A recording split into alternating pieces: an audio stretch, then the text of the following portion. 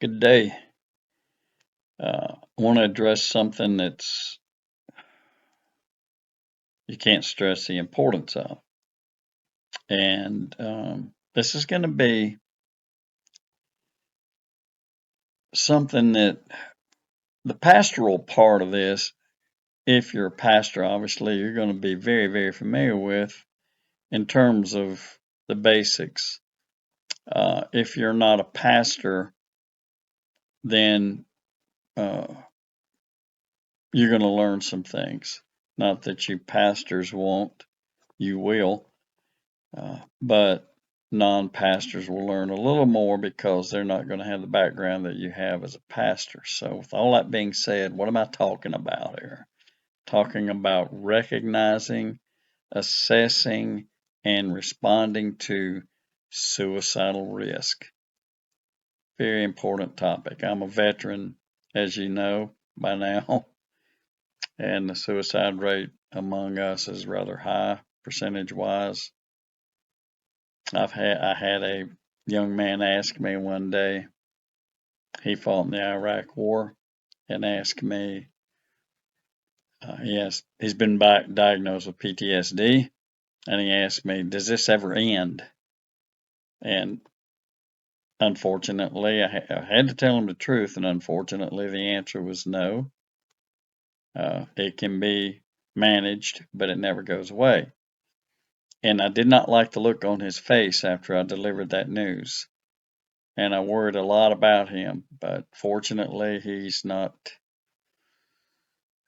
inclined necessarily to suicide. But that brings me to one of the first points. We don't know.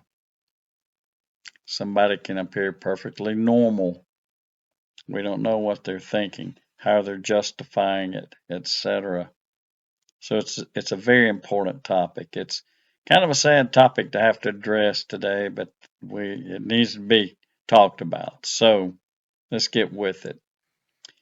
As a pastor, some of you who are, you're often the first people, and for you that aren't, pastors are often the first people somebody turns to when life begins to feel or has become overwhelming or unbearable. Uh, Many times before a person seeks professional counseling, they may come to you, may go to their pastor for prayer, they may go to a pastor for guidance, or maybe simply to be heard. There's this trust factor. I don't know if it's changed.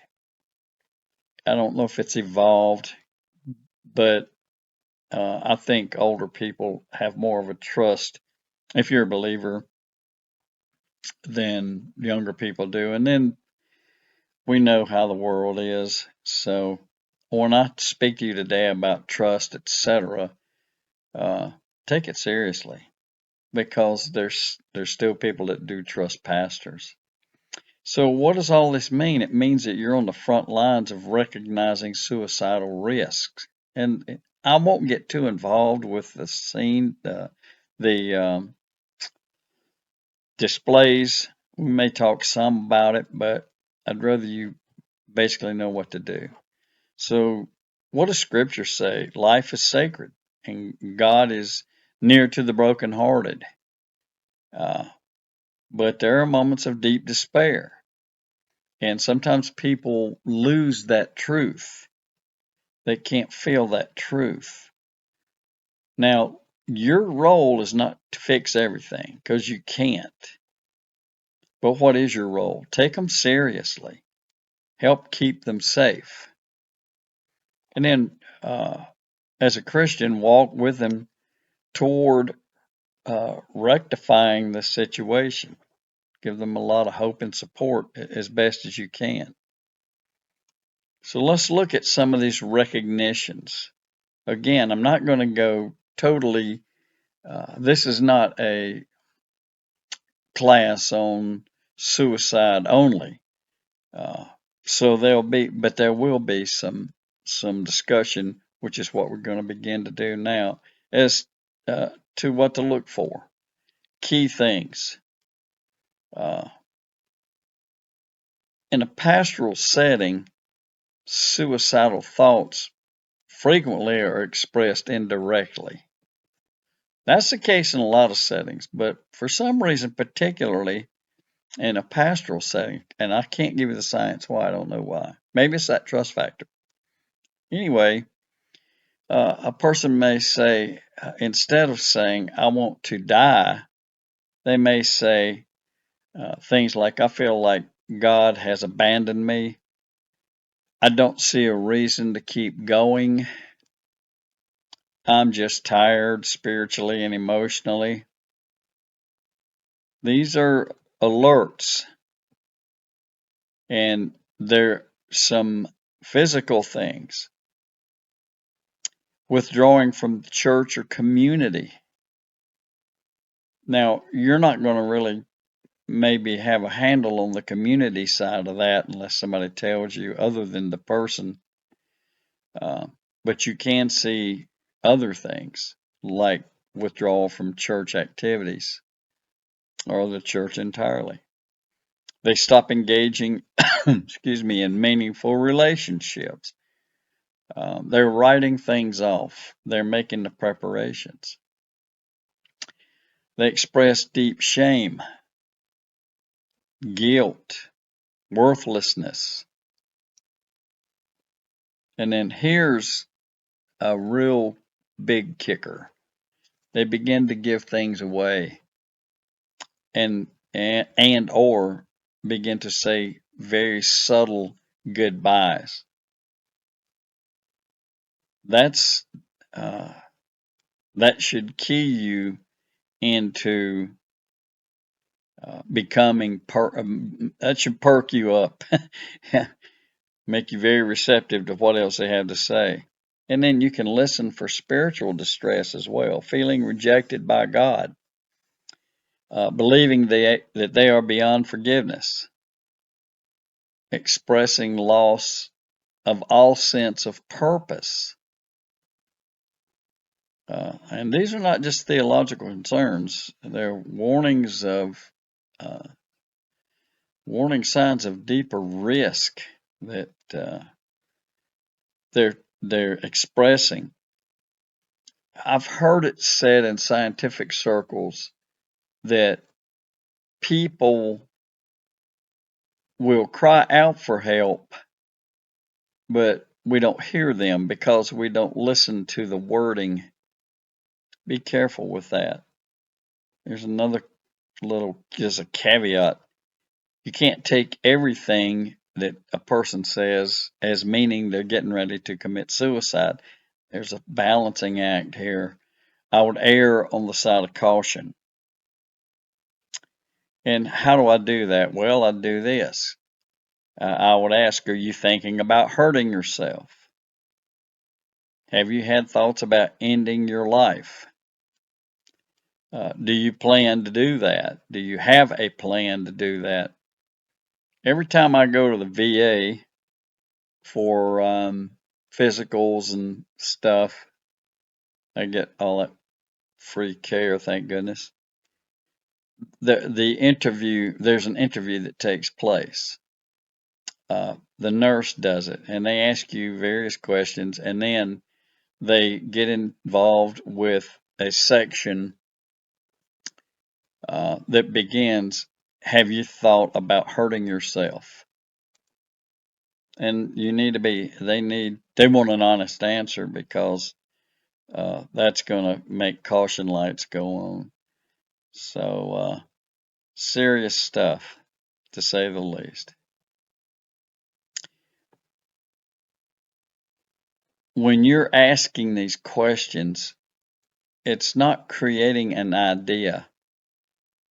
Some people are skittish about asking these. Are you thinking about hurting yourself, or have you had thoughts of ending your life? Or these almost like they're fearful that they're leading questions, but really what it's doing is it's creating space for them to discuss this. And if and when they do, and hopefully they do, then you need to be listening for three things. Thoughts. Are they thinking about suicide? Plan. Do they know how they would do it? and intent. Are they planning to act? It's hard to make those determinations. And what you need to do is ask more questions. And we'll touch on that in a minute if we have time. But what does all this do? It helps you understand the urgency. Low risk. I don't like saying low risk. It's all of this is high risk, but we have to classify this. So let's do it that way. Low risk. They have thoughts but no plan. Moderate risk. They have some planning. Things would be like what method. High risk. An obvious, clear plan and intent. And at this point, you're not diagnosing, you're discerning risk and responding wisely. And how do you do that? Well, if I'm responding wisely, then there's a little common sense involved in this, but there's a little more science. And you might ask, do you feel safe right now? And you would also ask, who else knows how much you're hurting? Have you discussed this with family members? We're so frequently, let me think of a better way of saying that. We don't take people seriously. We think we know them better than they know themselves, and that's really not the case. So you have to take this stuff very, very seriously because they're crying out potentially. How should your response appear? Well, you got to control yourself. Your response should be calm, but it should be direct and it should be focused on safety. If the risk is high, if you determine that the risk is high, don't leave the person alone. Stay with them in person or on the phone. Contact emergency services or crisis support. You may want to involve a trusted family member or support person when it's appropriate. You also may incorporate suicide hotlines.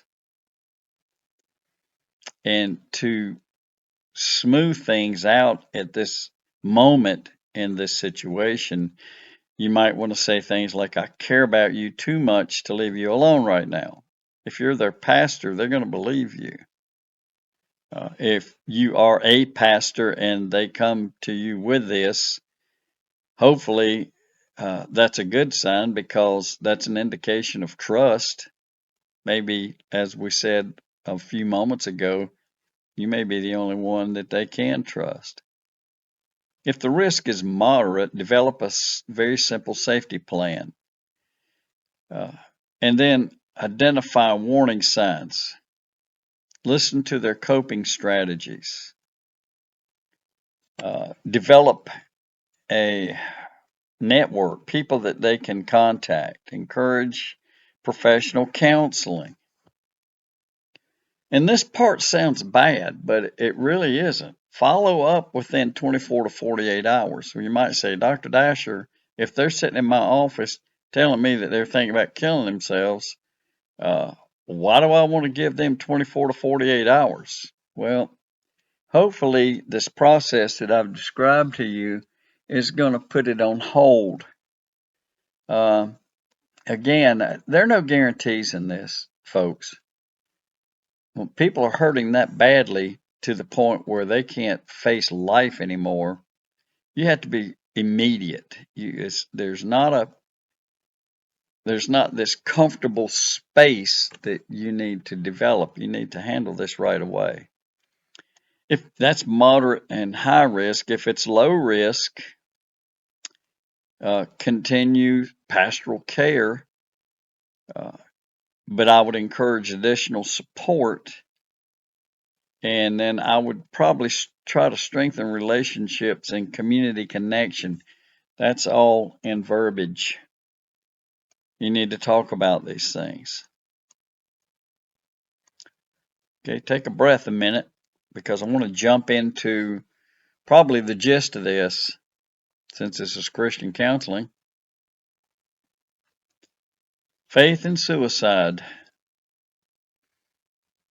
You could call this pastoral wisdom, I suppose, if you'd like.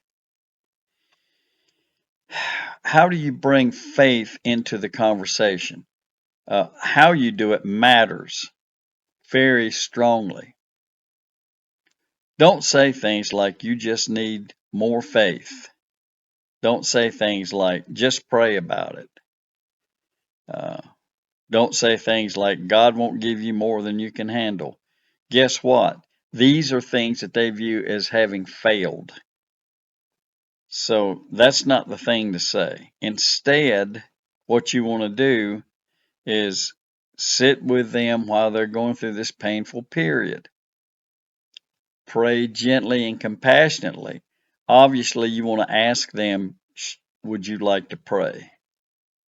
And then emphasize that they are not alone. And you probably have your own methods for that because I'm sure that your sermons, for those of you that are pastors, have touched on that before, how much God loves us. You might want to say things like, God sees you in this. You don't have to carry this by yourself. I've said this in prior lectures. I'm preaching to the choir here, but I mean to, because sometimes we need to shake it up a little bit, make sure that we haven't left something out. No accusation meant there. What you would really want to do here is let hope be an invitation, not a demand. Um, and all you know the scriptures that address that. We need to include ethical boundaries here. Ethical boundaries for pastors, ethical boundaries for anybody that's counseling, but in particular, I want to mention for pastors. Uh, you're a spiritual leader, not a mental health clinician, right? I want to make that emphasis. You're not licensed as a counselor. This is pastoral counseling within the church. That's what this whole degree is about. If you want to be licensed, there's a way to do that. I don't want to get sidetracked here. You shouldn't handle high risk situations alone. Get help. You should involve others when safety is at risk. My view of this is if somebody comes to me and wants to talk to me in a counseling format about their thoughts of suicide, right away their safety is at risk. I'm not going to think, well, I need to determine low, medium, and high, low, moderate, and high. I'm going right away. I'm going to start. Yeah, this is serious, and you should, my opinion, personal opinion, take it with a grain of salt if you would like. If somebody comes to me and they're more than just hinting at suicide, even if they're just hinting at suicide, I'm going to refer them to a licensed counselor or a licensed psychotherapist. Uh, you've got to be careful because you can put yourself in a bad place. What would you say early on? I would say I care deeply about what you are sharing. I respect your privacy. If I believe you're in danger, I may need to involve others to help keep you safe. Make them the center of attention, not you. That builds trust and it keeps expectations clear. So there's no accusation of anything there. You may not feel totally prepared for this, and none of us really do, but your presence matters. Your presence is what matters more than being perfect about this. Take every concern seriously. Ask questions directly, but calmly and lovingly. Take action to protect life and stay connected, whether it's right now or uh, in person or by phone. That's what I'm trying to say. Sometimes the most powerful thing you can do is just remain present. They're in a dark moment and they need somebody. And then you need to help them take the next step towards safety. Now, I want to run over a few things and we'll be done. This is going to be a rather short, even though the level of importance is probably more so than anything we've covered in this session, meaning the 5 weeks that we've been together, 6 weeks now. But um, still, I wanted to be direct and condensed to get to the points. Here's something for some things for you to think about. Um, and this is a reiteration of things that I've mentioned. I just want to make sure that you've made these connections. So, first heading, recognize. Recognize hopelessness, withdrawal, spiritual despair, and shame and worthlessness. We don't know how they got to this point. It's what questions are for eventually. And then the questions be direct. Are you thinking about suicide? Do you have a plan? Do you feel safe? Answers to these are going to help you direct you down a path, rather. Your response to high risk situations is stay with the person, contact emergency help, and involve support as best you can. In a moderate risk, again, let me say that to me they're all high risk, but some will be a little less than others, I suppose, um, depending on your perception.